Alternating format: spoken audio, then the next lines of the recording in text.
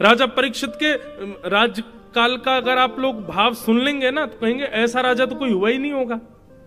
कहते हैं कारागृहों में जंग लग गई थी परीक्षित के राज्यकाल में।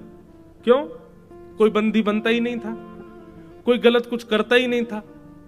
जितने भी सिपाही हैं पकड़ने वाले, ये सब अपने घरों में ही पड़े रहते थे, सब मोटे हो गए थे। क्यों? मेहनत करते ही नहीं थे, कुछ करने का कोई जरूरत ही नहीं है, क्योंकि गुनाह कोई करता ही नहीं था। ऐसा था परीक्षित का राज्य। कोई हिंसा नहीं, कोई छल नहीं, कोई कपट नहीं, कोई दंभ नहीं, कहीं चोरी चकारी नहीं, कुछ भी गलत नहीं होता था परीक्षित के राज्यकाल में। और सब लोग बड़े प्रसन्न होते थे, वाह वाह वाह भैया, ऐसा राजा होना चाहिए, ऐसा युग होना चाहिए, ऐसा सब होना चाहिए। लेकिन बस प्रतीक्षा करनी थी। क्यों? क्योंकि बहुत जल्दी आक्रमण होने वाला था। और एक दिन आक्रमण हो गया।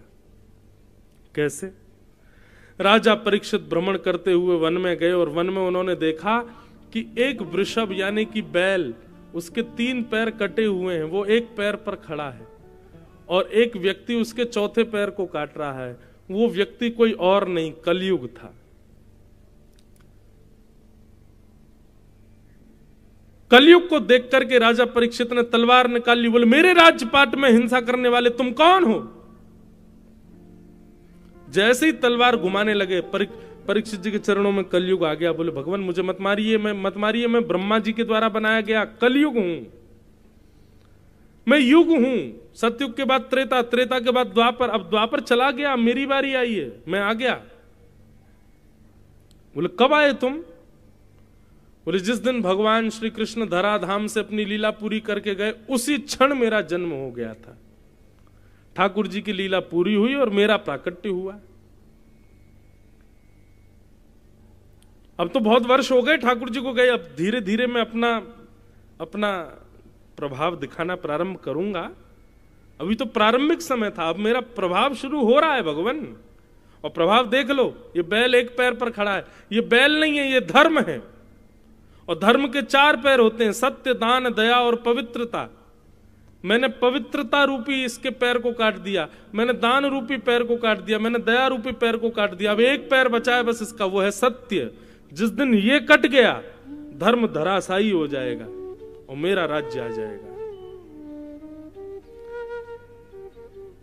आज आपको क्या लगता है, क्या धर्म बचा हुआ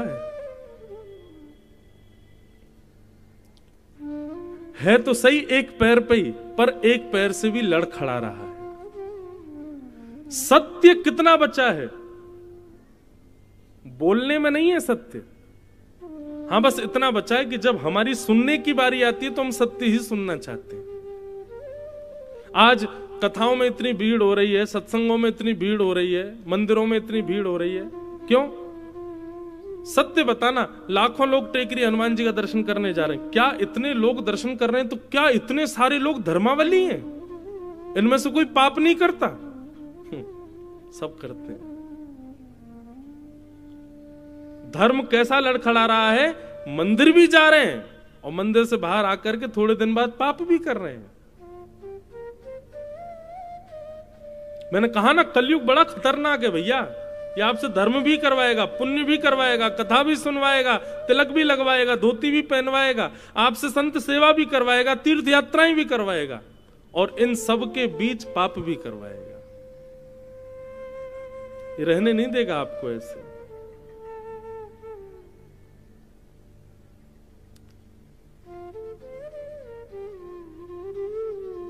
बस इसीलिए मैं बार बार कहता हूं हम पे समय बहुत कम है। अभी समय है, कलयुग जैसे ही दूसरी करवट लेगा ना तब तक बहुत देर हो जाएगी। और वो कभी भी ले सकता है, कल भी ले सकता है, परसों भी ले सकता है। इसलिए कोई समय का पता नहीं है भैया। जितना हो सके भगवत भजन करके जल्दी निपट लो, यहां से निकल लो। यहां ठीक नहीं है अब माहौल।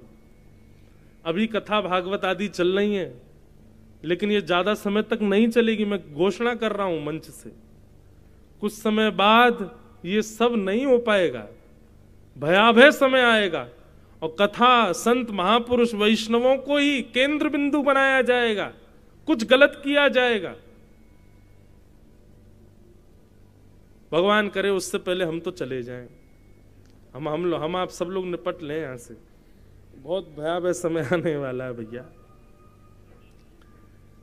कलयुग। तो मैं क्या निवेदन कर रहा था, सत्य के पैर काट रहा था कलयुग, धर्म का अंतिम पैर सत्य। परीक्षित जी महाराज चिंतित हो गए, बोले कि अरे कलयुग तुम आ गए? बोले जी निकलो अभी यहां से, तुम मेरा राज्य छोड़ करके जाओ, कहीं और जाकर के रहो, लेकिन मेरे राज्य में तुम नहीं रहोगे। बोले महाराज पृथ्वी के एक छत्र सम्राट हो आप, कहां जाऊं मैं? पूरी पृथ्वी के राजा हो और पूरी पृथ्वी पर मेरा आक्रमण है। राजा परीक्षित बोले मैं जीने तो नहीं दूंगा तुमको यहां पर। बोले ये ब्रह्मा के द्वारा बनाया गया नियम है, आप इसको तोड़ नहीं सकते, आपको मुझे स्वीकार करना पड़ेगा। हां, आपकी इस वेदना को मैं थोड़ा सा इसका समाधान ये कर सकता हूं कि आप मुझे स्थान दे दीजिए कि ये तेरे स्थान है, तुझको यहीं रहना है। मैं आपको वचन देता हूं उन स्थानों का मैं कभी त्याग नहीं करूंगा, मैं उन्हीं स्थानों में रहूंगा और आप खुद देखिएगा ये संसार के लोग खुद मेरे पास आएंगे, आप मुझे स्थान दो। परीक्षित जी बोले मैं ऐसे स्थान दूंगा कि कोई जाएगा ही नहीं तुम्हारे पास। बोले देख के दे लीजिए, जितने बुरे से बुरा स्थान दे सको दे दीजिए, लेकिन मैं भी वचन दे रहा हूं ये कलयुग है महाराज, मेरा युग है, आदमी स्वयं मेरे पास आएगा। और 5 स्थान दिए कलयुग को। आज भी बंधुओं, और कलयुग के अंत तक भी कलयुग केवल 5 ही स्थानों पर रहेगा, लेकिन प्रभाव वो सब पर करेगा। और ये 5 स्थान कौन कौन से? द्यूतम, पानम, स्त्रियः, सूना, यत्रा धर्मश्चतुर्विध, पुनश्च याचमानाय जात रूप मदात प्रभु। 5 स्थान। सबसे पहले कलयुग का स्थान क्या है? जुआ।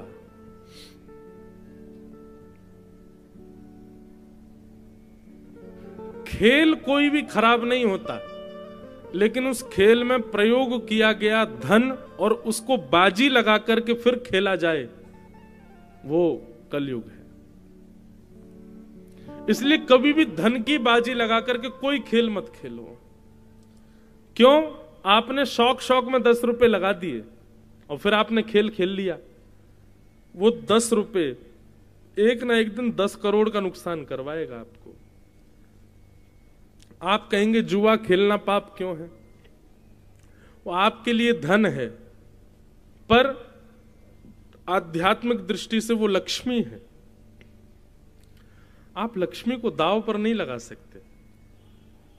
लक्ष्मी हमारी मां है, अपनी मां को कौन दांव पर लगाता है? लक्ष्मी नारायण की पत्नी है, किसी की पत्नी को दांव पर लगाओगे, अपनी मां के दांव पर लगाओगे, रह पाओगे खुश? इसलिए जुए में कलयुग का निवास। द्यूतम। दूसरा स्थान है पानम। पहले तो जुआ केवल गांव गांव में वो खेलते थे, पेड़ों के नीचे बैठ के वो ताश खेल रहे हैं, उसी में पैसा लगा रहे हैं, हार गए इतना, ये सब वो सब होता। आजकल आधुनिक जुआ हो गया है, अब अलग प्रकार का जुआ खेलते हैं लोग। और एक बात कही, 500 की 1000 की शर्त जो लगाते हैं ना, लगी 500 की शर्त, ये भी जुआ है। अगर ऐसा हुआ तो तू 500 रुपए मुझे देगा, ऐसा हुआ तो 200 रुपए मैं तुझे दूंगा, ये भी जुआ है। ऐसा नहीं, उसमें कलयुग का निवास। द्यूतम। उसके बाद आता है पानम। अच्छा एक और बात सुनिए, ऐसा कभी कभी होता है कि हम शर्त लगा लेते हैं, अच्छा लगी 500 की शर्त, बोले हाँ लगी, और फिर वो काम हो गया, लेकिन फिर ना आपने बस इतना कह दिया, देखा हार गया, निकाल 500। अब जैसे वो निकालने लगा, आपने कहा अच्छा ठीक है रख ले, चल कोई बात नहीं, तो कोई दिक्कत नहीं। पर हाँ पीछे ही पड़ गए, बोले देने पड़ेंगे 500 बेटा तुझे, तू हारा है मुझसे, तो वो निश्चित है कि वो आपका सर्वनाश करेगा। तो द्यूतम। दूसरा स्थान है कलयुग का पानम। मदिरा पान करना, मांस भक्षण करना, गलत वस्तुओं का सेवन करना, गलत वस्तुओं का खान पान करना, उसमें कलयुग का निवास है। तंबाकू, बीड़ी, सिगरेट, मांस, मदिरा, इस प्रकार की वस्तुओं का सेवन करना, उनका सेवन करने से कलयुग का प्रभाव होता है। इसलिए भैया इनसे बचो। ये सब तामसी वस्तुएं बंधुओं, इनका सेवन नहीं करना चाहिए। तो द्योतम पानम, पानम के बाद आ गया स्त्रिय, पर स्त्री संग, पर पुरुष संग, विवाह के पश्चात अन्य के प्रति भाव प्रकट करना हृदय में, उसमें कलयुग का निवास है। कलयुग आपको छोड़ेगा नहीं। तो द्योतम, पानम, स्त्रिय, और चौथा स्थान है कलयुग का सूना। सूना कहते हैं हिंसा को, कलेश को। अभी आप लोग कथा सुन रहे हो, कितने ध्यान से कथा सुन रहे हो। दो लोगों की लड़ाई शुरू हो जाए बाहर, हाथापाई शुरू, आधे से ज्यादा पंडाल बाहर तमाशा देखने जाएगा। सब देखने जाए क्या हुआ, कौन मरा, कौन पिटा, कौन किसके लग गई, क्या हो गया। क्यों? हमारी रुचि हिंसा में होती है। कथा करने के लिए पूरे नगर में होर्डिंग लगाने पड़ते हैं, तब जाके इतने लोग आते हैं।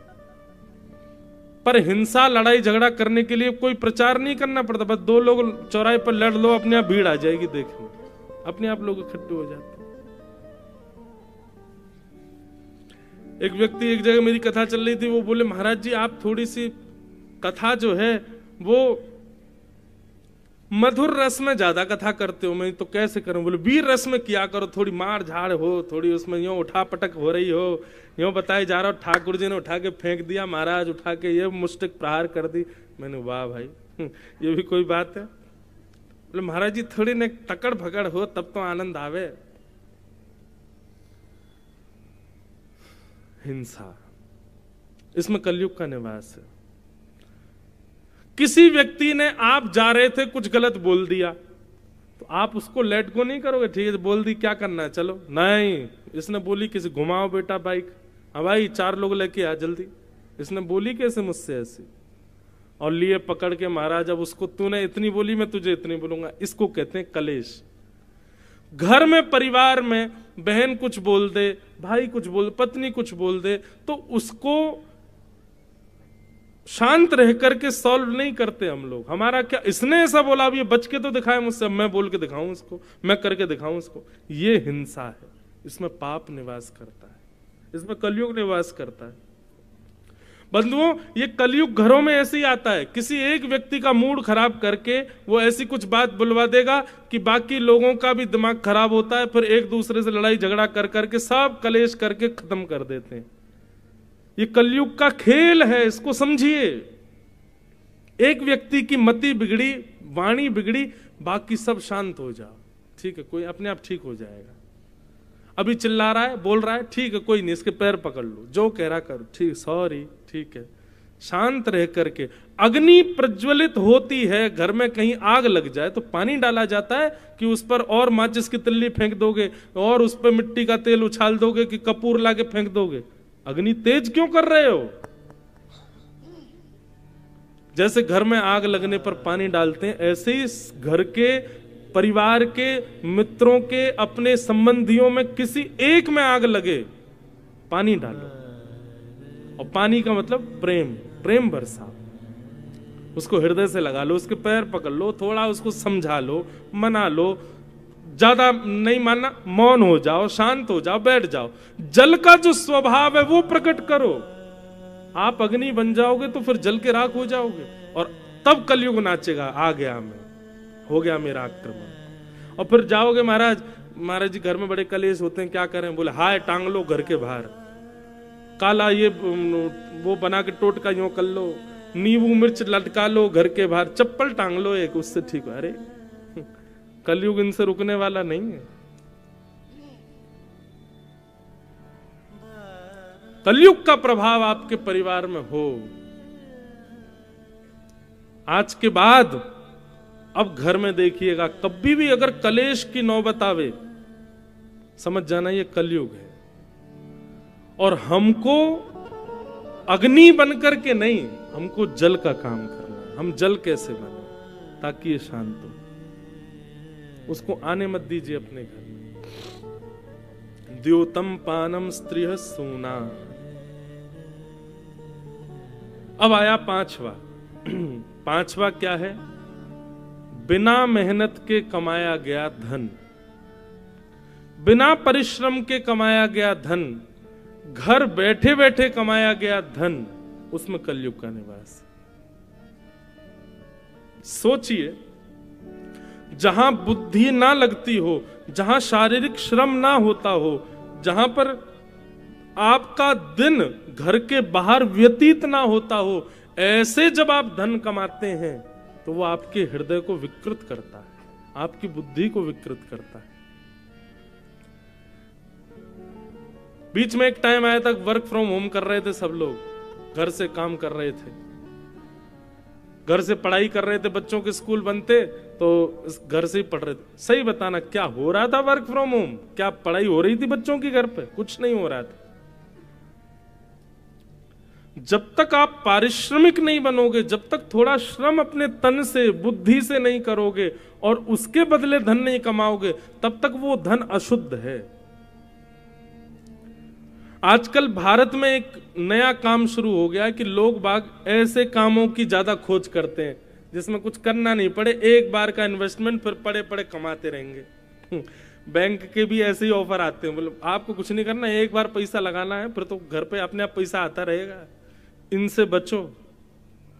ये जो घर में पैसा आता रहेगा, अपने आप कुछ करने की जरूरत नहीं, वो प्रॉपर्टी किराए पे दे दी, ठीक ठीक, ये कर दिया, वो कर दिया। अच्छा, अगर आपके काम ऐसे हैं भी तो उस धन को अलग रखो, उसको अपने प्रयोग में मत लीजिए। वो साल भर में कोई धर्म कर्म के कार्य हो उसमें लगाओ, असहाय लोगों की कोई सेवा हो वहां लगाओ, किसी गरीब कन्या का विवाह हो, किसी बालकों के पढ़ाने के लिए करना हो, वहां पर उस धन का प्रयोग करो। जैसे हमने दुकान किराए पे दे दी, अपना घर किराए पे दे दिया, जमीन किराए पे दे दी। अब ये मेहनत का धन तो नहीं है। आप कहोगे जमीन हमारी, तो मेहनत क्या कर रहे हो उसमें? आपने उसको किराए पे दे दिया, वो लेके उसमें बढ़िया कमा रहा है, उसका आधा आपको दे रहा है, आपको तो घर बैठे मिल रहा है ना। उस धन को अलग रखो, अपने प्रयोग में मत लीजिए उसको। अपने घर के और अपने प्रयोग में तो वही धन लाइए जो आपने परिश्रम से कमाया। बंधुओं, ये पूरी यदुवंशियों के सर्वनाश की कथा ही यहीं आती है। ठाकुर जी बोले, इन यदुवंशियों को बैठे बैठाए सब मिल रहा है, परिश्रम तो करना नहीं पड़ रहा।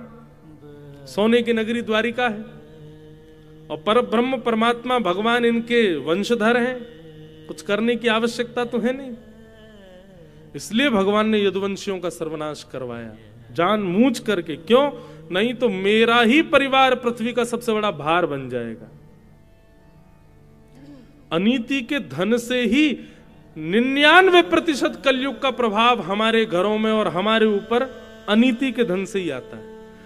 अब यहां कितने लोग, अधिकतर जितने भी लोग बैठे, कोई जुआ तो खेलता नहीं है, कोई परस्त्री गमन तो करता नहीं, पर पुरुष गमन तो करता नहीं, कोई यहां पर जो भी बैठा कोई मद्यपान आदि तो कुछ करता नहीं।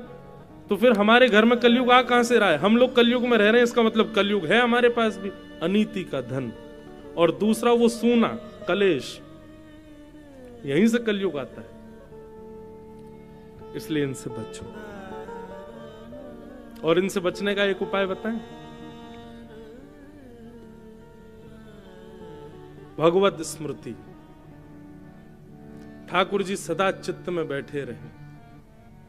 लग रहा है कि कुछ हाथापाई कलेश घर में हो गया, उसी समय चाहिए एकांत में बैठ जाओ। श्री कृष्ण गोविंद हरे मुरारे, हे नाथ नारायण वासुदेव, हे ठाकुर जी आप सब मंगल करो, हमें आपको परेशान नहीं करना, पर ये जो कलेश है ये आपकी सेवा में व्यवधान डाल रहा है, भगवान इसको कृपा करो, अनुग्रह करो। भगवत स्मृति करके उससे बचने का प्रयास करो। भगवान नाम जपते रहो, भगवत नाम का गुणानुवाद निरंतर गाते रहो, सब मंगल होगा। ठाकुर जी के नाम में बड़ी सामर्थ्य है, उसको उससे बचाएगा। तो ये 5 स्थान हैं कलयुग के, इनसे बचने का प्रयास करो और हरि नाम रूपी कवच पहन करके रखो, हरि नाम रूपी वैक्सीनेशन लगाते रहो, ताकि इसका असर आपको ना हो कलयुग का। ऐसा करो। कलयुग को 5 स्थान दे दिए। 5 स्थान देकर के राजा परीक्षित स्वयं भटक गए। घर आकर के तिजोरी खोल करके देखी, उसमें बढ़िया एक मुकुट रखा था जरासंध का, वो निकाल करके जैसे ही अपने मस्तिष्क पर धारण किया, अनीति का धन सिर में आते ही कलयुग प्रवेश कर गया। और राजा परीक्षित वन में गए। वन में भ्रमण करते करते प्यास लगी तो शमिक मुनि के आश्रम जाकर के जल मांगा। शमिक ऋषि ध्यान में बैठे थे। ध्यान में बैठे होने के कारण वो जल नहीं पिला पाए। तो राजा परीक्षित को ये नहीं लगा कि ये ध्यान में बैठे, उनको लगा अरे बताओ देखो पाखंडी बाबा, इसके सामने मैं जल मांग रहा हूं और ये ध्यान में बैठा है। मरा हुआ सर्प उठा करके उनके गले में डाल दिया। कलयुग का सबसे पहला प्रभाव क्या होता है बंधुओं? कलयुग का सबसे पहला प्रभाव यहीं से प्रारंभ होता है कि जो धर्मात्मा है उनको देख करके हीन भावना आने लग जाए। जो तिलक लगाते हैं, शिखा रखते हैं, धोती पहनते हैं, मंदिर जाते हैं, कथा सुनते हैं, ऐसे धर्मात्मा लोगों को देख करके उनके प्रति हीन भावना और उनके प्रति मजाक की भावना, उनको देख के हंसी आना और ये क्या पागलपना करते रहते हो, ऐसी बातें मन में उत्पन्न होना, ये कलयुग का प्रथम प्रभाव है। धार्मिक लोगों को उपेक्षित दृष्टि से देखना, ये धर्म का प्रभाव, ये कलयुग का प्रभाव है। राजा परीक्षित बोले अरे ये हमारे सामने नाटक करते हैं, पाखंड करते हैं संत होने का। गले में मरा हुआ सर्प डाल दिया। शमिक ऋषि के गले में मरा हुआ सर्प देख कुछ बालकों ने जाके शमिक के पुत्र को बता दिया, श्रृंगी को, कि तुम्हारे पिता के गले में मरा हुआ सर्प पड़ा है, राजा परीक्षित ने डाला है। श्रृंगी ने हाथ में जल लेकर के श्राप दे दिया, मैं राजा परीक्षित को श्राप देता हूं, मेरे पिता का अपमान किया, आज के 7वें दिन उनको तक्षक सर्प डस देगा, उनकी मृत्यु हो जाएगी। राजा परीक्षित लौट करके अपने राजभवन आए। जैसे ही मुकुट उतारा, सोचने लगे आज मैंने क्या किया। एक ध्यानस्थ बैठे हुए संत के गले में मरा हुआ सर्प डाल दिया मैंने, ये मैं कैसे कर सकता हूं? ये मेरा स्वरूप तो नहीं था, ये मेरा स्वभाव तो नहीं था। कभी बंधुओं, जेल में जो कैद होते हैं ना, कैदी, उनसे पूछो कि यार तुमने ऐसा क्यों किया, तो वो यही कहेगा पता नहीं उस समय मेरी मति कैसे घूम गई, मैं कभी सोच भी नहीं सकता था कि मैं ऐसा करूंगा, पर पता नहीं मेरी बुद्धि को उस समय क्या हो गया। ये बुद्धि विकृत ही तो कलयुग करता है। कभी कभी आप क्रोध नहीं करते, लेकिन अचानक आपको क्रोध आया, आपने कुछ बहुत गलत बोल दिया, बाद में आपको फिर रिग्रेट, पता नहीं कैसे निकल गया मेरे मुख से ऐसा, मुझे गलती हो गई, क्षमा करो। ये जो प्रभाव बीच बीच में दिखते हैं ना, यही कलयुग है। कभी दूसरे के ऊपर आपको, आपके अंदर ईर्ष्या नहीं आती, लेकिन अचानक आ जाए, समझ जाना कलयुग है। कभी पर स्त्री पर पुरुष को देख करके कभी भाव नहीं आया, लेकिन अचानक आ गया, कलयुग है। और जब जब ये प्रभाव का दर्शन हो बंधुओं, बस उस समय नेत्र बंद कर लेना, त्रिभंग ललित श्याम सुंदर को याद कर लेना। कली आया भी होगा तो उनके आते ही चला जाएगा, भाग जाएगा वहां से, ठाकुर जी आ गए, अब मेरा स्थान नहीं है यहां पे। राजा परीक्षित सोचने लगे मैंने क्या कर दिया, बहुत बड़ा अपराध कर दिया मैंने तो। तभी शमिक ऋषि के आश्रम से एक गौरमुख नाम के शिष्य आए और आकर के बोले राजा परीक्षित, आपने जो आज किया है ना, उसका आपको परिणाम भोगना पड़ेगा। आज के ठीक 7वें दिन तक्षक सर्प के दंशन से आपकी मृत्यु हो जाएगी। राजा परीक्षित को जैसे ये बात पता चली, नेत्र बंद हो गए राजा के, प्रणाम किया, अपने पुत्र को बुलाया, जन्मेजय इधर आओ। जन्मेजय जैसे ही पास आया, स्वयं राज सिंहासन से उठ करके जन्मेजय को बैठा करके तुरंत अपना मुकुट उतार करके उसके सिर पर, एक क्षण भी विलंब नहीं किया राजा परीक्षित ने। महामंत्री, सेनापति सब देखते रह गए, ये क्या कर रहे हैं राजा परीक्षित। अपनी पत्नी से बोले देवी, मैं संसार का सबसे भाग्यशाली आदमी हूं।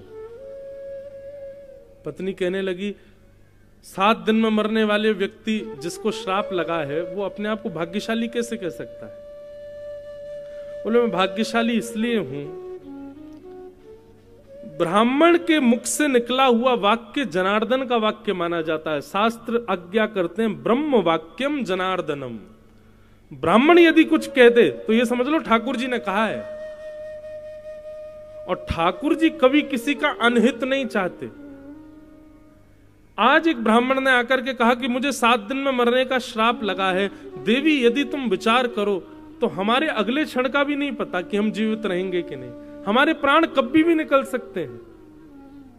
मैं आज रात्रि सोऊंगा, कल की कथा कहूंगा, कोई गारंटी नहीं। आप आज की कथा में आए हो, कल आओगे, कोई गारंटी नहीं। कभी भी किसी के भी प्राण निकल सकते हैं। हमारे परीक्षित को तो फिर भी 7 दिन में मरने का श्राप मिला है, मुझे और आपको तो हर सेकंड में मरने का श्राप, कभी भी मर सकते हैं हम। हमारे प्राण तो कभी भी निकल सकते हैं। राजा परीक्षित ने इसी बात को कहा कि मैं बहुत बड़ा भाग्यशाली हूं देवी, अगले 7 दिन में यदि पहाड़ भी कोई मेरे ऊपर गिर जाएगा तो भी मेरे प्राण नहीं निकलेंगे 7 दिन से पहले। प्राण तो अब 7 दिन बाद ही निकलेंगे। इसलिए संसार को कोई व्यक्ति नहीं कह सकता कि मैं अगले घंटे जीवित रहूंगा, लेकिन मैं दावे से कह सकता हूं कि अगले 7 दिन तक मुझे कोई नहीं मार सकता। तो क्यों ना, मुझे जब पता ही चल गया है कि मेरी मृत्यु 7 दिन बाद है, तो मैं अपने इन 7 दिनों को उपयोगी बनाऊं। अब राजा जनमेजय मेरा पुत्र है, आप राजमाता हो, मैं एक दीनहीन बन करके अब वन में जाऊंगा। और राजा परीक्षित उसी समय अपना गृह त्याग करके, राज्यपाट छोड़ करके वन की ओर चले गए। बंधुओं, ये कथाएं कहते कहते अब लगने लग अब ऐसा भाव आने लगा, कितने भाग्यशाली राजा परीक्षित। लेकिन भैया वही बात है, हम आप सब लोग राजा परीक्षित जैसे नहीं हो सकते। हमको अगर ज्योतिषी बता दे भैया अगले 7 दिन में तुम्हारी मृत्यु है, तो कहो तो 7 सेकंड में ही नहीं हमको अटैक आ जाए, बोलो हम मर जाएंगे। जाके पत्नी को सीधे हृदय से लगा लेगा, अरे देवी अब 7 ही दिन बच्चे में क्षमा कर देना, बच्चों को तुमको जो चाहिए खा लो भैया, वहां पैसा रखा उसको व्यवस्थित। हम इतने ज्यादा मतलब निकृष्ट हैं, इतने संसारी हैं, हमको अगर पता चल जाए कि हमारे पास इतना समय बचा है और इतनी देर में हमारी मृत्यु है, निश्चित है हम भजन नहीं स्वीकार करेंगे। सुन, बगल वाले अंकल है, उन पर 5 लाख रुपए मैंने दे रखे हैं उनको, 1 महीना से उनसे ले लियो, वहां पे इतनी प्रॉपर्टी है अपनी, उस पर ध्यान धर लियो, इतना पैसा बैंक अकाउंट में ले, सब 7 दिन के अंदर मैनेजर बैंक के सबसे मिलकर साइन वाइन बदलवा देंगे, सब बेटा तू संभाल, अब सब तेरा ही तो है, तुझे ही तो करना है। हम तब भी संसार को ही याद करेंगे। लेकिन राजा परीक्षित वन में चले गए और वन में जाकर के गंगा के तट पर जाकर के बैठ गए। अनंत ऋषि वहां बैठ करके भजन कर रहे थे। सबसे जाकर के राजा परीक्षित ने प्रणाम करते हुए कहा, मुझ पर समय ज्यादा अभिवादन करने का नहीं है, मैं सीधे प्रश्न कर रहा हूं कि हे भगवान, जिस व्यक्ति के जीवन के बहुत कम दिन बचे हों, केवल 7 ही दिन बचे हों, उसको मुक्ति कैसे मिलेगी? मुझे क्या करना चाहिए कि मुझे मुक्ति मिल जाए?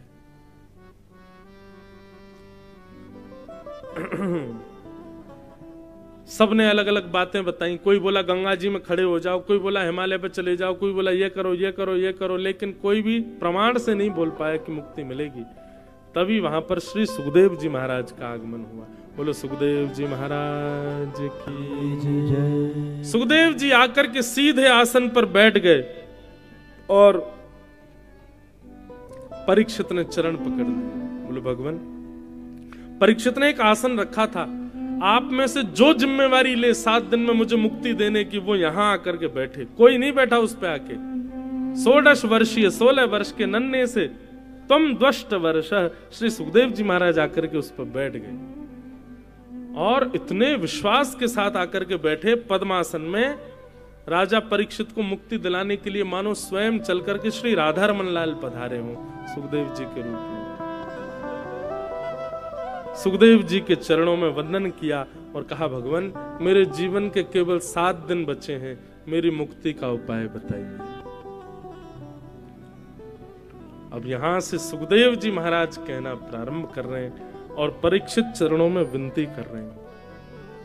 तेरी शरण में आके मैं धन्य हो गया, तेरी शरण में आके सब लोग करताल बजा के धन्य हो गया।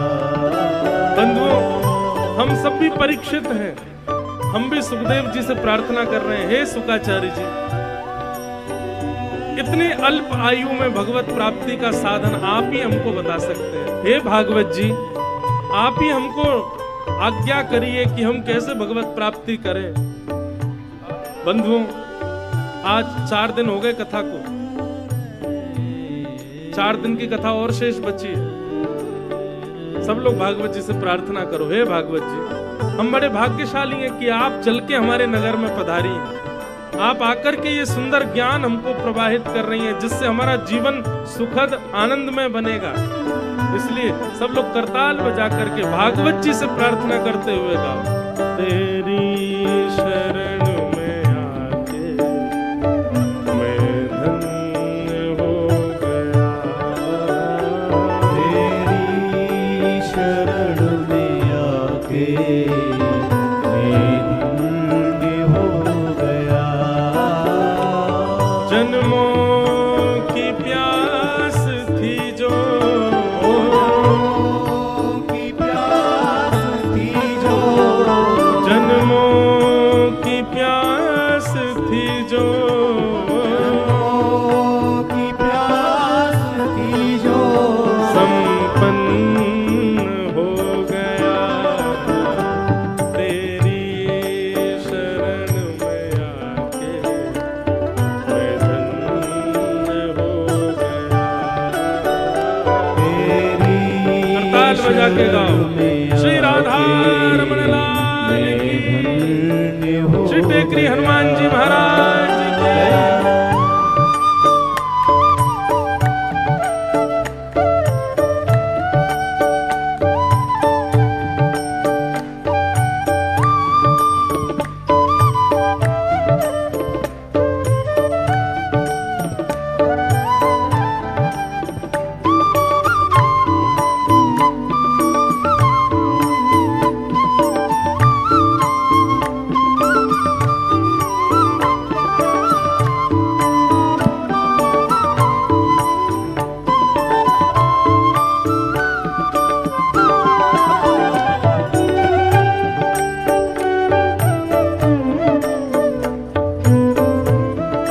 बोलो देवादिदेव महादेव महाकालेश्वर भगवान की जय।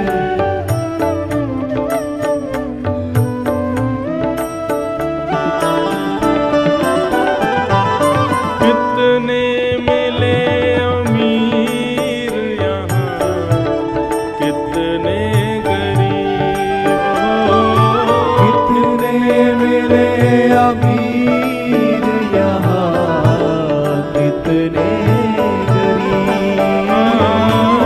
कितने मिले अमीर यहाँ, कितने गरीब हो, कितने मिले अमीर यहाँ, कितने गरीब, कितने मिले अमीर यहाँ, कितने गरीब हो, कितने मिले अमीर यहाँ, कितने गरीब, पर आप मिल गए तो, पर आप मिल गए तो, पर आप मिल गए तो, पर आप मिल गए तो, धनवान हो गया, पर आप मैं धनवान हो गया प्रभु, आपकी प्राप्ति करके। हो गया, तो पर आप मिल गए तो, धनवान हो गया, पर आप मिल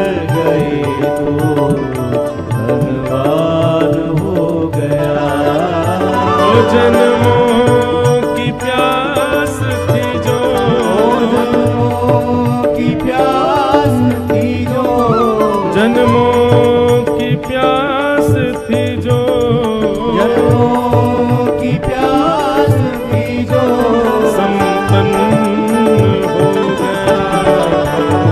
तेरी शरण में आके मैं धन्य हो गया। तेरी शरण में आके मैं धन्य हो गया। बंधुओं, ये भागवत जी जीवन में आई हैं, निश्चित ही धन्य हुए ना हम लोग।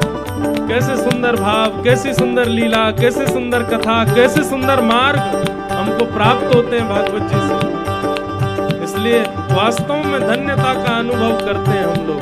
इसलिए बड़े भाव से करताल बजा करके, दोनों भुजा उठा कर करताल बजा के बोलो भागवत महापुराण की।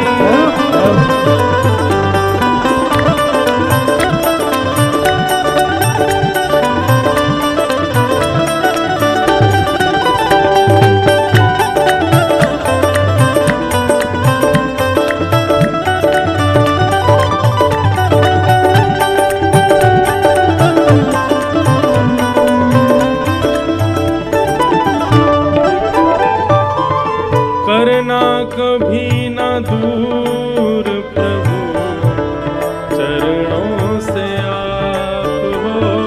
करना कभी ना दूर प्रभु चरणों से आप। करना कभी ना दूर प्रभु चरणों से आप हो। करना कभी ना दूर प्रभु चरणों से आप।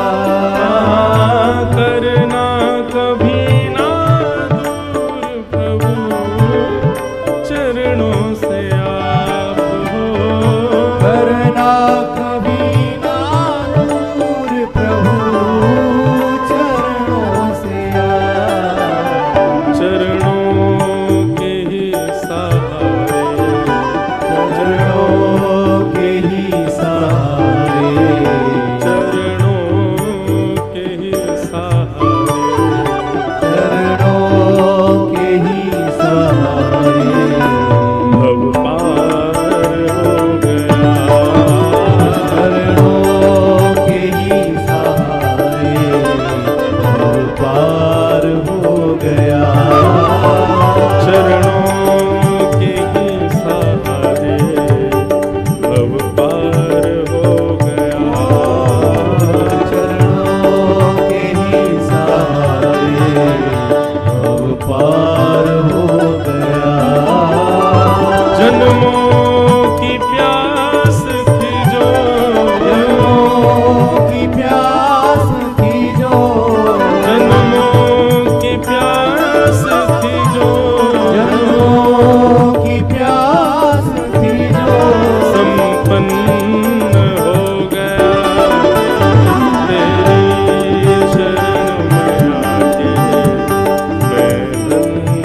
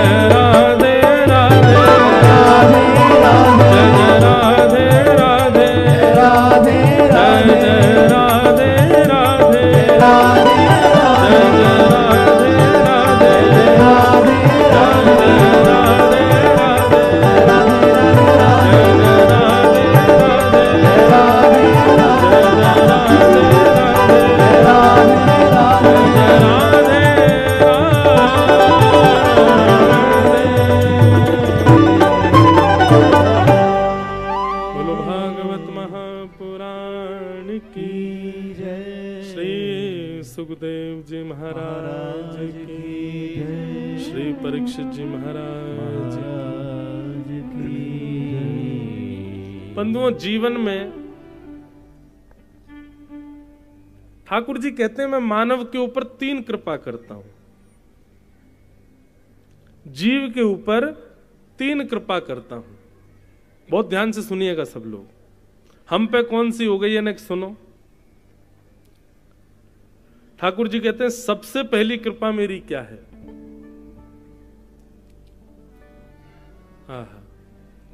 कि नृदे माध्यम सुलभम सुदुर्लभम। सबसे पहली मेरी जीव के ऊपर कृपा यह है कि मैंने उसको मानव बना दिया। हमारे ऊपर एक कृपा तो हो चुकी है ठाकुर जी की कि हम मानव हैं। जीव जंतु नहीं है, कोई कुकर सुकर नहीं है, गधा नहीं है, मछली नहीं है, जिब्रा जिराफ नहीं है, हम लोग मानव है। ये ठाकुर जी की पहली कृपा है। इसलिए जो लोग कोसते हैं मानव होने के बाद भी, ठाकुर जी ने क्या किया, अरे तुमको आंख नाक कान पैर सब दे दिए, मानव बना दिया। सबसे पहली कृपा है ठाकुर जी की।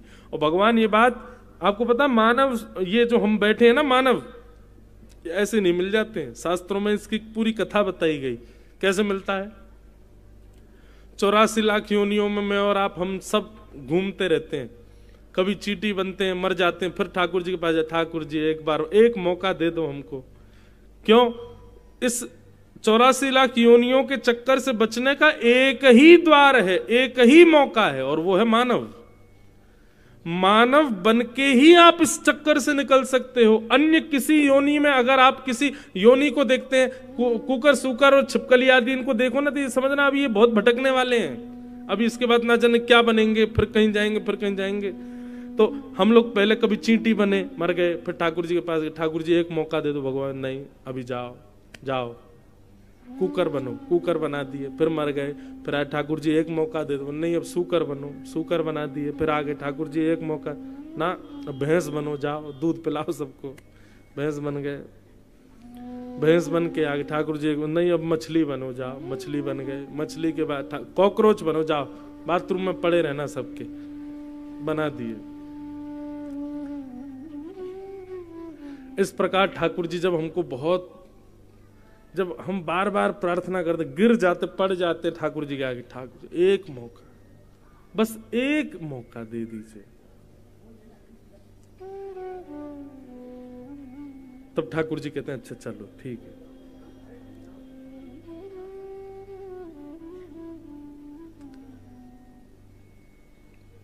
ठीक है, हम देखते हैं, आप लोग सब इधर देखो। क्या बता रहा था मैं? हाँ, तो फिर ठाकुर जी से हम कहते हैं ठाकुर जी एक मौका दे दो। मानव शरीर मौका है, इसका नाम ही मौका, निकलने का मौका यहां से। तो ठाकुर जी क्या करते हैं, अच्छा तुम बहुत रो रहे हो, बहुत तुम 33 लाख योनियों 84 लाख योनियों में भटक लिए, चलो अब तुमको हमें कृपा करते हैं। तब भगवान 5 लोगों को बुलाते हैं। ये 5 लोग कौन है? बोले पंच तत्व, पृथ्वी जल अग्नि वायु आकाश। इन 5 तत्वों को बुला करके ठाकुर जी कहते हैं भैया इसको एक मानव देह देना है, लोन पे लोन पे देना है इसको, ऋण ऋण।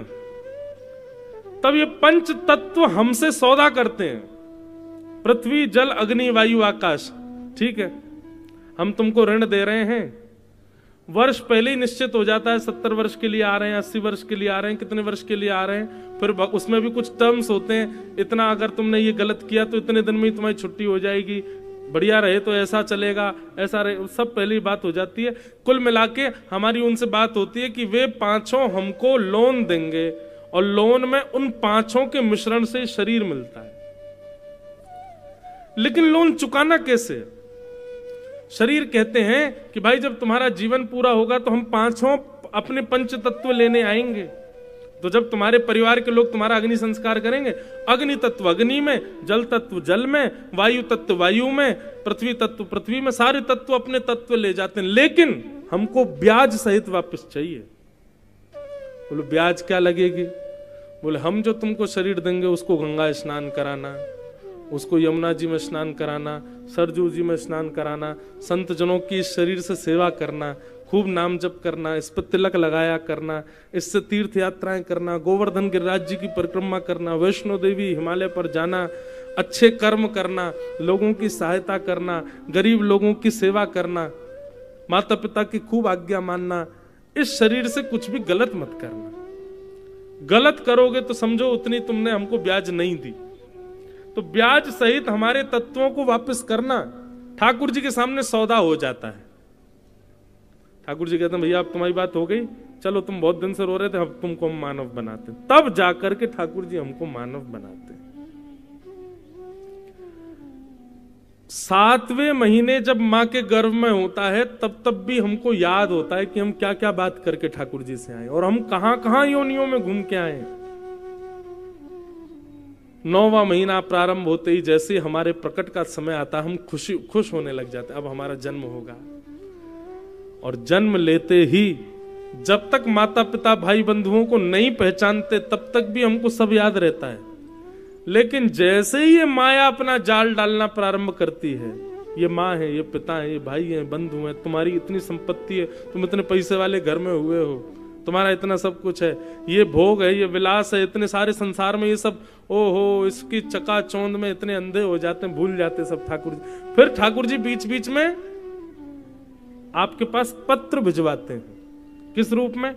जैसे गुना में कथा हो रही है, ये ठाकुर जी ने एक पत्र भेजा, बोले बेटा समझ जाओ, तुमको मानव बना के भेजा हमने, हैं कथा में जाओ, सुनो व्यास जी से, क्यों आए हो तुम पृथ्वी पर। लेकिन बाहर से ही बोर्ड देख करके चले जाता है, अरे कहा भीतर बैठे 3 घंटा क्या करना है हमको। ठाकुर जी एक नहीं अनेक बार आपको मैसेज भिजवाते हैं, कथाओं के द्वारा, सत्संग के द्वारा, संत जनों के द्वारा, कि भैया तुम क्यों आए हो पृथ्वी पर, समझ जाओ। जैसे बैंक वाले लोन लेने के लिए फोन करते बार बार, हे भाई तुम्हारा लोन कब चुका रहे हो, तुम कब पूरा कर रहे हो, ब्याज ब्याज। तो ऐसे ठाकुर जी बीच बीच में कथा बताएं के द्वारा भेजते रहते हैं। तब भी नहीं मानता वो व्यक्ति और दूषित क्रिया करते हुए जैसे ही प्राण त्यागता है, तब पंच तत्व उसके सामने खड़े हो जाते हैं और कहते हैं भाई तुमने हमारी पंच तत्व तो वापस किए, लेकिन तुमने तो और अपवित्र करके वापस किया। इससे खूब मदिरा पान करी तुमने, हैं तुमने परिस्त्री संग किया, इतने दूषित काम किए, लोगों के पैसा मारे, छल किया, कपट किया, दंभ किया, लोभ किया। तब ये पंच तत्व भगवान से शिकायत करते हैं कि इसको ठाकुर जी ऐसी यातना देना, ऐसी यातना देना कि जीवन भर याद रखे। भगवान कहते हैं यातना देना हमारा काम नहीं, सौदा हमने कराया, अब जाओ, यमराज हैं, आदि हैं, इनसे जिससे तुमको यातना दिलवानी हो। तो पंच तत्व गले में फांसी लिए घूमे रहते हैं, हम सब जगह भुगवाते हैं, इतने साल नरक में रहेंगे, इतने साल वहां जाएंगे, ये करेंगे। इस तरीके से हमारा जीवन चलता है। तो भैया भगवान की सबसे बड़ी कृपा क्या है कि हम मानव हैं, और उसमें भी उससे बड़ी कृपा क्या है कि हम ठीक ठाक हैं, आंखें हैं, नाक है, जीभ है, कान है, हाथ है, पैर है। कोई शिकायत करने को लिए नहीं है कि भाई हम पे ये कमी है। ठीक है, कमी हो भी तो ठाकुर जी उतना लोन कम कर देंगे। सब कुछ है, ये भगवान की पहली कृपा। दूसरी कृपा क्या है कि नदेह माध्यम सुलभम सुदुर्लभम। फिर भगवान कहते हैं मैं दूसरी कृपा क्या करता हूं, बोले प्लवम सुकल्पम गुरु कर्ण धारम। बोले मैं उसको बार बार गुरुजन उसके जीवन में भेजता हूं, अगर ठुकरा दे तो वो उसकी इच्छा, लेकिन किसी एक को स्वीकार करके अपना गुरु बना ले तो समझना ये मैंने उस पर दूसरी कृपा की। क्यों? मानव तो बना दिया, अब मानव बनने के बाद सद्मार्ग दिखाने वाले गुरु भी मैंने उसको दे दिए। ये मेरी दूसरी कृपा है। और मेरी तीसरी कृपा क्या है, बोले मयानुकूले नभस्वते ऋतम। तीसरी कृपा भगवान बता रहे हैं कि उसके हृदय में भक्ति प्रकट हो जाए और वो अपनी अनुकूलता से रहना बंद कर दे, मेरी अनुकूलता से रहने लग जाए। जो मैंने गीता में बताया, जो मैंने रामायण में बताया, जो भागवत में, महाभारत में मेरे उपदेश हैं, उन उपदेशों को सुन करके मेरी अनुकूलताओं से अपना जीवन निर्वहन करने लग जाए। भगवान कहते हैं ये तीसरी कृपा है मेरी उसके ऊपर। ये 3 कृपा ठाकुर जी करते हैं। तो पहली कृपा तो साक्षात है कि हम सब मानव हैं, तो पहली कृपा तो हम पे हो चुकी है। अब ये 2 कृपाएं हम करवाना चाहते हैं कि नहीं, ये हम देख लें जीवन में। गुरु मैं फिर कहूंगा बंधु, गुरु का मतलब दीक्षा लेना नहीं होता, दिशा लेना होता है।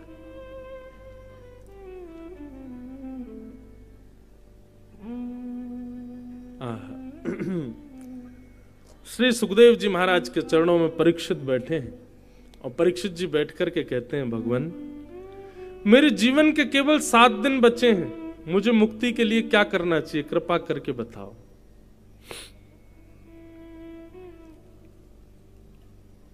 सुखदेव जी महाराज 1 मिनट के लिए मौन रहते हैं और 1 मिनट विचार करके सीधे बोलना प्रारंभ करते हैं। और यहां से सुखदेव जी की वाणी प्रारंभ होती है कि वरीयानेशते प्रश्न कृतो लोक हितम नृप आत्मवीत सम्मतः पुंसा श्रोतव्यादिशुयपर। बहुत सुंदर बात। कभी कभी इतना आनंद आता है हमको कथा के प्रथम द्वितीय स्कंद में, मन करता है इससे आगे बढ़े ही नहीं, इतनी बढ़िया चर्चा है, इसी को करते रहे। इस बार एक सौभाग्य हमको प्राप्त हो रहा है। 7 दिन 8 दिन की कथाएं, तो फिर अभी आज तक तो देखो कथा आराम से, कल से भागेगी कथा, कल से जल्दी कृष्ण जन्म करना है, फिर गोवर्धन पूजा के, तो कथा थोड़ी शॉर्ट हो जाती। पर इस बार हमको एक सौभाग्य मिल रहा है। 11 अप्रैल से 10 मई तक 1 महीना की भागवत कथा है नासिक महाराष्ट्र में। 1 महीना 30 दिन, और वो 30 दिन की कथा होगी महाराज नासिक में। इतना आनंद आएगा, हम तो बस प्रतीक्षा कर रहे हैं वो कथा प्रारंभ हो, फिर एक एक विषय, एक एक भाव। अब यहाँ पर मुक्ति का वर्णन करते हैं श्री सुखदेव जी। मैंने आज तक कथा में नहीं सुनाई होगी। 2 प्रकार की मुक्ति, सद्यो मुक्ति, क्रम मुक्ति। अब वो मुक्तियां कैसी कैसी होती हैं उसका पूरा वर्णन श्री सुखदेव जी आगे करेंगे। फिर उसके बाद में परीक्षित कहेंगे कि नहीं भगवान अब मुझे मुक्ति नहीं चाहिए। फिर सुखदेव जी मंगलाचरण करेंगे, उनके मंगलाचरण इतना सुंदर। अब ये सब कथा 7 दिन के क्रम में हम कह ही नहीं पाते, इतना इतना सुंदर क्रम है। तो ये सौभाग्य मिलेगा। आप सब लोग तो भक्तिपथ यूट्यूब चैनल पे ही सुन लेना। रोज 4 घंटे कथा, 4 घंटा रोज और 30 दिन तक। क्या कहें महाराज, 5 दिन का तो नंदोत्सव है वहां पे। 5 दिन तक नंदोत्सव ही चलता रहेगा। रोज सुबेरे कथा प्रारंभी नंद घर आनंद भयो जय कन्हैया, यहीं से प्रारंभ होगा। और फिर उसमें और विस्तृत भाव कि नंदोत्सव कैसा मन रहा है और ब्रज में क्या हो रहा है, ब्रजवासी सब क्या कर रहे हैं, उसका हर दिन अलग अलग भाव आएगा। 3 दिन की गोवर्धन लीला, 3 दिन तक ठाकुर जी के गोवर्धन उत्सव का ही वर्णन। 2 दिन तक रुक्मणी विवाह। भीष्म पितामह की स्तुति तो लगभग 6 दिन की है वहां पे। ऐसे पूरा क्रम बनेगा, इतने दिन ये, इतने दिन ये, इतने दिन ये। बहुत आनंद आएगा, विस्तार से कथा होगी। श्री सुखदेव जी कहते हैं, परीक्षित आप कह रहे हैं 7 दिन में मरने वाली की मुक्ति का उपाय क्या है। देखिए, मैं जो अपनी मति से समझ पाया, श्री सुखदेव जी कहते हैं, परीक्षित ये प्रश्न तुमने अपने लिए नहीं किया। कृतो लोक हितम नृप, कैसे कह सकते हैं। अरे मरने का श्राप परीक्षित को लगा तो परीक्षित ही पूछेगा ना, लेकिन नहीं। सुखदेव जी की बुद्धि देखिए। सुखदेव जी कहते हैं, परीक्षित ये प्रश्न तुमने अपने लिए नहीं किया। क्यों? मुक्ति की कामना परीक्षित नहीं मांग सकता। बोले नहीं मांग सकता। क्यों? बोले वो ऑलरेडी मुक्त है। क्योंकि ये ऐसा बालक है जिसने अपने जन्म लेने से पहले ही अपनी मां के गर्भ में भगवान का दर्शन किया है। ठाकुर जी ने उत्तरा के गर्भ में प्रवेश करके परीक्षित की रक्षा की है। बोले इसका मतलब भगवत दर्शन इसको प्राप्त हो चुका है, मुक्ति तो इसको मिल ही जानी है। पहला कारण कि मुक्ति के लिए परीक्षित अपने लिए प्रश्न नहीं कर रहा है, क्योंकि उसने भगवत दर्शन कर चुका है वो। दूसरा कारण कि परीक्षित ने अभी अभी एक बात कही, येषाम संस्मरणात् पुंसाम सद्यः शुद्ध्यन्ति वै गृहा किम पुनर्दर्शन स्पर्श पाद शौचासनादिभिः। परीक्षित, तुम इस बात को भली भांति जानते हो कि इतने सारे संत तुम्हारे सामने बैठे हैं। बंधुओं, जैसे इतनी भीड़ में आप श्रोता बैठे हैं, परीक्षित को जब मरने का श्राप लगा तो सोचो इतने संत उनके सामने बैठे थे।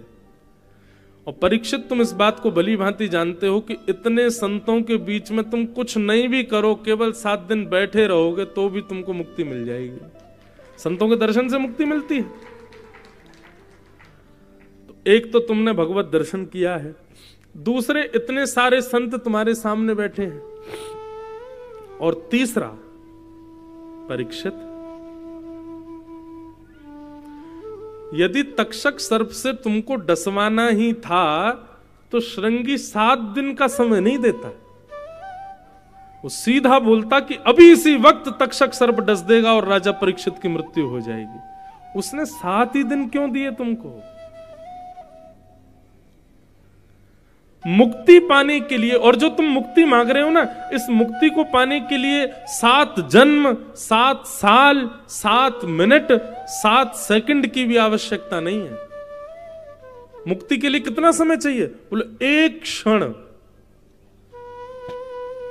सुखदेव जी कहते हैं किसी व्यक्ति ने जीवन भर पाप किया हो, जीवन भर दूषित काम किए हो, जीवन भर गलत काम किए हो, और ऐसे व्यक्ति के प्राण निकलने वाले हों, शरीर पूरा ठंडा पड़ गया हो, बस अंतिम श्वास नाक से निकलने वाली है, प्राण निकलने वाले हैं, और उसी समय उसके कान में कोई कह दे हरिश शरणम, तो उसके जीवन भर के सारे पाप समाप्त, तो उसको मुक्ति मिल जाएगी।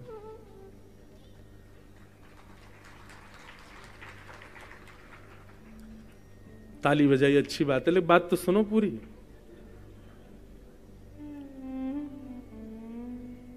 अभी बात पूरी नहीं हुई है। आप कह रहे हो कि मुक्ति का उपाय बताइए, मेरे पास 7 दिन बचे हैं, पर मुक्ति के लिए तो 1 क्षण चाहिए। परीक्षित, तुमको 7 दिन क्यों मिले हैं? और मुक्ति के लिए जीवन में भगवत दर्शन होना चाहिए, वो तुम ऑलरेडी कर चुके हो अपने मां के गर्भ में। वो बात अलग है कि तुमको याद नहीं है, पर तुम जब अपनी मां के गर्भ में, तो पूरा विश्व जानता है भगवान ने प्रवेश करके तुम्हारी रक्षा की। और तीसरी बात, इतने भजनानंदी संत तुम्हारे सामने बैठे हैं, इनके मुख से हरिनाम संकीर्तन और कुछ नहीं तो बस सत्संगी सुनते रहोगे, 7 दिन में मुक्ति मिल जाएगी। उसके बाद भी तुमने मेरे आने पर यह पूछा कि जल्दी मरने वाले की मुक्ति का उपाय क्या है। मुझे इससे यह बात समझ में आई कि तुम ये अपने लिए नहीं पूछ रहे हो, क्योंकि तुम तो एक क्षत्र सम्राट हो। तुम्हारी मृत्यु की खबर सुन के इतने संत तुम्हारे आसपास आ गए। तुम तो पांडवों के वंशज हो, इसलिए तुम्हारी मां के गर्भ में ठाकुर जी आ गए, परंतु ये सारे योग हम आपके जीवन में नहीं आएंगे। तो इसलिए तुम प्राणी मात्र के युग के जीवों के लिए प्रश्न कर रहे हो कि ऐसा कोई उपाय बताइए जिससे जल्दी मरने वाले को मुक्ति प्राप्त हो जाए। तुम अपने लिए नहीं पूछ रहे। करतो लोक हितम नृप। परीक्षित का यह प्रश्न मेरे लिए है, आपके लिए, हम सबके लिए है, क्योंकि हमारे मां के गर्भ में ठाकुर जी नहीं आए हैं। हमको इतने संत 24 घंटे बैठे नहीं मिलते हैं कि हमारे प्राण निकल रहे हो उस समय संत बगल में ही बैठे हो। तो हम लोग ऐसा क्या करें जिससे जब प्राण निकलने वाले हो हमारी मुक्ति हो जाए। इसलिए तुमने जीव कल्याण के लिए प्रश्न किया, तुम्हारे लिए, अपने लिए प्रश्न नहीं। परीक्षित ने कहा तो फिर मुझे मेरे लिए क्या पूछना चाहिए? बोले मुक्ति तो तुम्हारी निश्चित है, तुम तो भक्ति मांगो। परीक्षित बोले भक्ति में और मुक्ति में अंतर क्या है? बोले बहुत सामान्य अर्थ है। मुक्ति का मतलब है मृत्यु के बाद भगवान का दर्शन, और भक्ति का मतलब है जीवित अवस्था में भगवान का दर्शन। जीवित होते हुए, इस पृथ्वी पर रहते हुए, अपने परिवार का निर्वहन करते हुए ठाकुर जी को प्रकट कर लेना और उनका दर्शन करना, ये भक्ति की सामर्थ्य है। और मृत्यु के बाद वैकुंठ में जाकर के भगवान को देखना, ये मुक्ति की सामर्थ्य है। परीक्षित, शमीक ऋषि के पुत्र ने तुमको 7 दिन ही क्यों दिए हैं? ताकि तुम इन 7 दिनों में ठाकुर जी को देख लो। मृत्यु हो, मुक्ति हो, वो बाद का विषय है, उससे पहले तुम भगवत दर्शन कर लो। और भगवत दर्शन कराने की सामर्थ्य केवल भक्ति में है। इसलिए तुम अपने लिए भक्ति मांगो, मुक्ति नहीं। आहा, परीक्षित के मनोभाव बदल गए।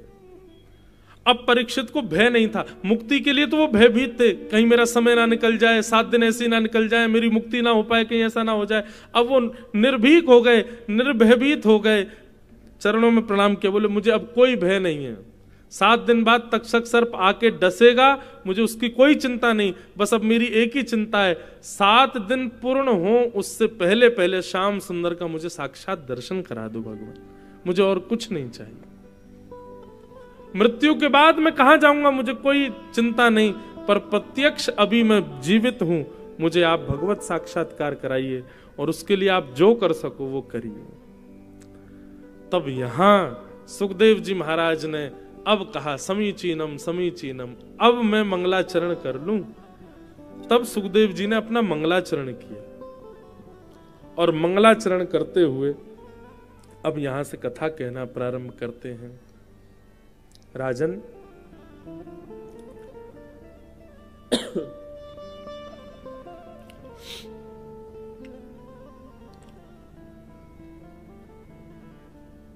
सृष्टि का प्रसंग मैं तुम्हें पहले सुनाता हूं।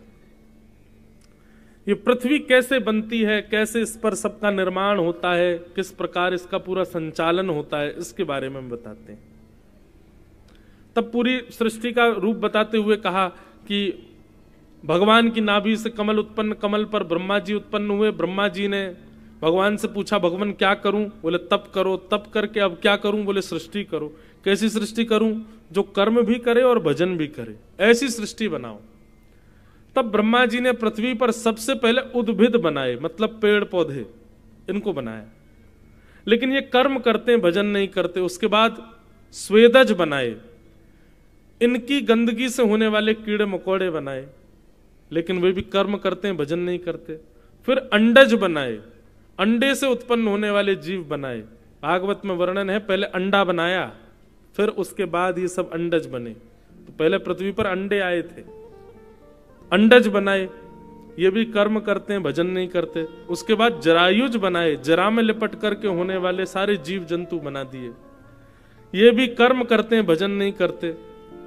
तब भगवान ने चतुश्लोकी भागवत का पुरुषण करने की आज्ञा की। 1.25 लाख का पुरुषण श्री ब्रह्मा जी ने भागवत जी के चतुश्लोकों का किया। और तत्पश्चात जब रचना की तब मानव को बनाया, तब मानव की रचना हुई। और मानव को बनाते ही भगवान ने वो दिया मानव को जो किसी को नहीं दिया, बुद्धि।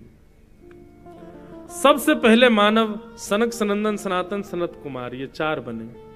लेकिन ये चारों भगवान की पदवी को प्राप्त हो गए, इसलिए भगवान के प्रथम अवतार माने गए, इनको मानव नहीं माना गया। उसके बाद ब्रह्मा जी ने 10 मानस पुत्र बनाए, उनमें एक नारद जी थे, इनको बनाया। ये भी सब भजन के लिए चले गए। ब्रह्मा जी बोले पहले सृष्टि कर रहा था सब कर्म करने वाले, अब सब हो रहे हैं भजन करने वाले। तब ब्रह्मा जी की ललाट से देवादिदेव महादेव शंकर भगवान प्रकट हो गए। बोलो महाकाल भगवान की जय। ब्रह्मा जी के ललाट से उत्पन्न हुए हैं महादेव। जैसे ही महादेव प्रकट हुए, प्रकट होते ही ब्रह्मा जी ने कहा चलो। अब इस नाते से तो पिता लगते हैं ब्रह्मा जी शंकर जी के। कहां चले पिताजी? बोले कि पिता की गद्दी संभालो, मैं सृष्टि करता हूं, दुनिया बनाता हूं, तुम भी मेरे साथ दुनिया बनाओ। शंकर जी बोले हम तो भजन करने आए हैं, सृष्टि वृष्टि हमसे मत करवाओ, हम तो ध्यान करने के लिए आए हैं भगवान, ये सृष्टि वृष्टि आप ही करो। लेकिन शंकर जी को तभी मन में भाव आया कि पिता की आज्ञा अगर नहीं मानी जाएगी तो हम कुपात्र बालक हो जाएंगे। 4 प्रकार की संतान होती हैं। उत्तमः चिंतितः कुर्यात्, प्रोतत्कारी तु मध्यमः, अधमो अश्रद्धया कुर्यात्। उत्तम संतान किसको कहते हैं? जो माता पिता के चेहरे के आव भाव से ही समझ जाए कि वो क्या चाहते हैं और उसको कर दे, वो उत्तम बालक। मध्यम बालक उसको कहा गया जो आज्ञा का पालन करे, आज्ञा हो तब उसको क्रियान्वित करे, आव भाव से ना समझ पाए। अधम बालक किसको कहा गया? आज्ञा का पालन तो करता है लेकिन 100 सुनाता है मां को, 100 सुनाता है पिताजी को। पूरे दिन पीछे पड़ी रहती हो, दुकान चला जा, ये कर ले, पढ़ ले, ये कर ले, ठीक पढ़ तो रहा हूं मैं, कर तो रहा हूं मैं, ऐसे कर करके जो बालक आज्ञा का पालन करते हैं। आप सबकी चेहरे की हंसी बता रही है कि लगभग ये वाले बालकों की मात्रा ज्यादा है। और चौथे होते हैं चांडाल। अब समझ जाओ चौथे कैसे होते होंगे। बोलते रहो कोई फर्क ही नहीं पड़ रहा है, मां पीट दे कोई फर्क नहीं, पिताजी डांट दें घर से निकाल तो भी कोई फर्क नहीं, अपने जैसे हैं अपने राम वैसे रहेंगे हम, तो हमें कोई फर्क नहीं पड़ता। इनको चांडाल बालक कहा। तो शंकर जी बोले भैया देखो, प्रथम उत्तम बालक तो हम नहीं बन पाए, पिता की आज्ञा का पालन करने से पहले ही कर देते, अब कम से कम हम मध्यम बालक तो बन जाएं। तब शंकर जी बोले ठीक है पिताजी, हम भी सृष्टि करेंगे, चलो क्या करना है? बोले संसार बनाओ, मानव बनाओ, कुछ दिन हम आराम पे जा रहे हैं, तुम संसार बनाओ। शंकर जी बोले ठीक है। लिए त्रिशूल आ गए महाराज पृथ्वी पर। शंकर जी को डायग्राम दिया था ब्रह्मा जी ने, बोले ऐसे बनाने मानव, 2 आंख, 1 नाक, 1 मुख, 2 कान, 2 हाथ, पैर, बुद्धि। शंकर जी ने डायग्राम तो बहा दिया गंगा जी में, बोले ये तो ओल्ड हो गया, अब हम नया बनाएंगे। को मुखहीन, बिना मुंह वाले आदमी बना दिए। और विपुल मुख काहू, किसी के खूब सारे सिर बना दिए, और सिर लिए ही घूम रहा अपने। शंकर जी बोले हाँ जी अब बढ़िया लग रहे हैं। विन पग चल ही, बिना पैर के चलने वाले, रेंगने वाले मानव बना दिए, और किसी के बहुत सारे पैर बना दिए। अच्छा ये मानव जीता कैसे? बोले अन्न से जीता है। बोले नहीं इसका उल्टा कर दो, अब ये सब कैसे भी जी जा। बोले कैसे? बोले पेड़ खा करके जी लेगा, तेल पी के जिएगा, अलग अलग आहार बना दिए मानवों के। इतनी विचित्र सृष्टि बना दी महाराज। एक रावण का श्लोक है, मैंने गाया, खूब लोग उसको सुनते हैं। अभी भी मैं महाकाल गया, वहां पे पुजारी जी बोले एक बार सुना दो। ये श्लोक रावण ने इसी भाव पर लिखा कि मेरे गुरुदेव महादेव ने सृष्टि कैसी की थी।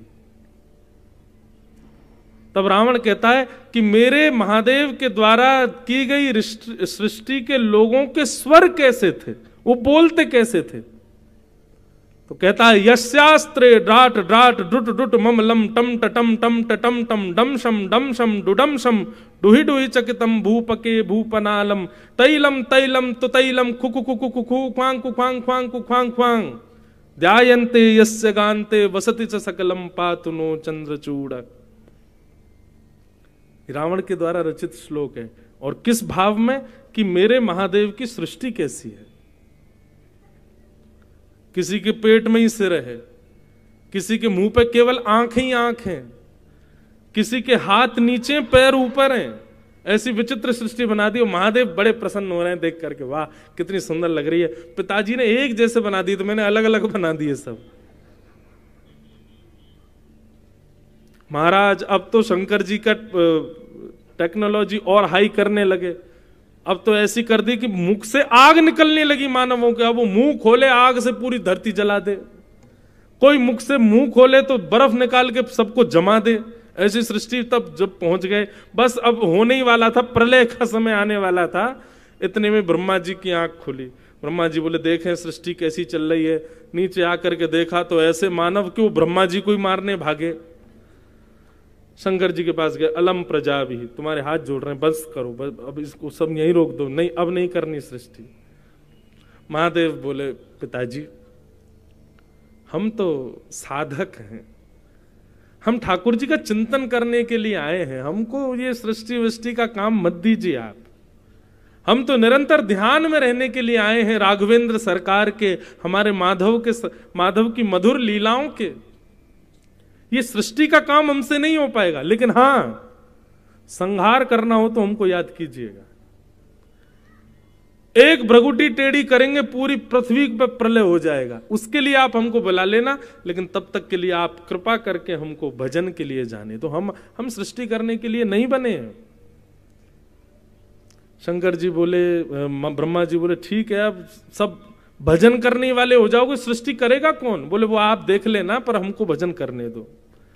तब ब्रह्मा जी से शंकर जी ने कहा हमको एक स्थान दे दो। बोले उत्तर में चले जाओ, ये जो पर्वत है कैलाश, ये आपका निवास, आपका लोक है, वो शिवलोक। और सुनो, ये जितने तुमने बनाए भूत प्रेत पिशाचनी डाकनी, इनको सबको संग लेके जाओ अपने। ये जितने तुमने जीव मानव बनाए, इनको, ये मानव नहीं है, ये भूत हैं, ये इनको संग ले जाओ अपने। महादेव अपनी समस्त सृष्टि को लेकर के कैलाश पर विराजमान हो गए।